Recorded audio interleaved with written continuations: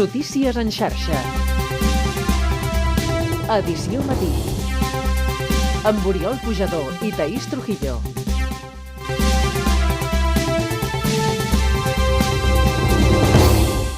A les portes de Sant Jordi, el Gremi de Llibreters és optimista i confia consolidar les xifres de vendes dels darrers 5 anys. L'any passat la Diada es va tancar amb una facturació de 22 milions d'euros, el que representa un 2% més que l'any anterior. Aquest 2019, el Gremi creu que aquesta línia es mantindrà i que en algunes zones del país fins i tot creixerà. Escoltem Mari Carme Ferrer, que és la presidenta del Gremi, en declaracions a la xarxa. Pensem que Comarques pot ser un bon Sant Jordi, perquè la gent, moltes persones adelanten la compra, encara que llavors el dia de Sant Jordi tornen a anar a la seva llibreria de referència a comprar o a les parades.